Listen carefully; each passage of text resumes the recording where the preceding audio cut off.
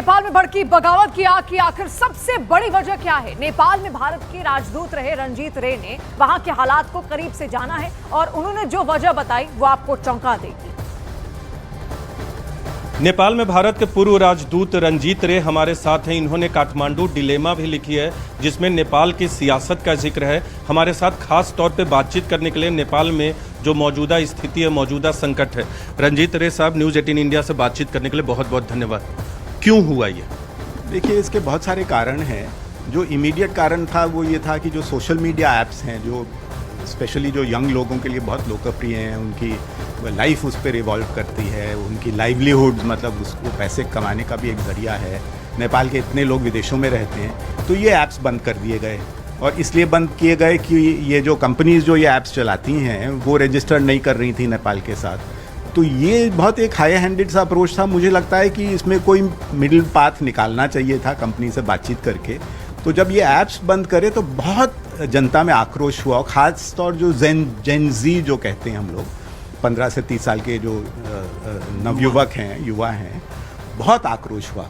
तो ये तो एक बड़ा इमीडिएट कॉज था।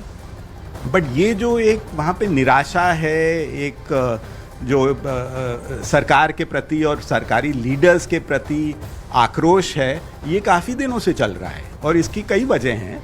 एक तो वजह ये है कि वहाँ करप्शन का इशू बहुत बड़ा है, और जो है पॉलिटिकल लीडर, जो बड़े बड़े नेता भी करप्शन में इन्वॉल्व हैं, और उसमें इन्वेस्टिगेशन नहीं होता, कोई भी चार्जशीट नहीं होती, कोई जेल नहीं जाता। तो एक तो ये था। दूसरा ये भी था कि इनके जो परिवार वगैरह हैं, जो यंग बच्चे हैं, उनको नेपो किड्स कहा जाता है। ये लोग बड़ा फ्लैशी लाइफस्टाइल जीते हैं और सब इंस्टाग्राम और सोशल मीडिया में दिखाते हैं। तो उससे बाकी जो जनता है, जो बहुत परिश्रम कर रही है, मेहनत कर रही है रोजी रोटी कमाने के लिए, उसका भी एक काफ़ी इम्पैक्ट पड़ा कि देखिए ये लोग सब करप्ट लोग हैं और इनके परिवार इस तरह रह रहे हैं और ये दिखा रहे हैं, ये गलत है। तो ये दूसरा रीज़न था।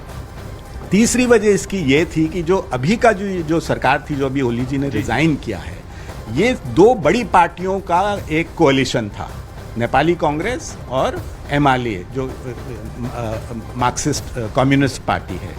और इस पे जो लोगों में एक संदेह था वो ये था कि इतना अनयूजुअल कोalition जो है, जैसे अगर इंडिया में भाजपा और कांग्रेस मिल जाए, तो इस तरह का कोalition क्यों हुआ। और लोगों की शंका ये थी कि ये इसलिए हुआ क्योंकि कुछ करप्शन इन्वेस्टिगेशन हो रहे थे बड़े बड़े नेताओं के ऊपर, जो इन दोनों पार्टीज़ के थे। तो इन दोनों पार्टीज़ ने ज्वाइन कर लिया और बेसिकली पार्लियामेंट को डोमिनेट करने लगे। और जो एक बड़ा पॉपुलर लीडर था, उसको केसेस में फंसा के जेल में डाल दिया। अभी उसको छुड़ाया है लोगों ने, रवि लामिछन नाम है। तो मुझे लगता है कि ये सारे कारण थे जिसके वजह से धीरे धीरे ये बढ़ रहा था बहुत आक्रोश। और लोगों को ये था कि हमारी सरकार कुछ कर ही नहीं रही है।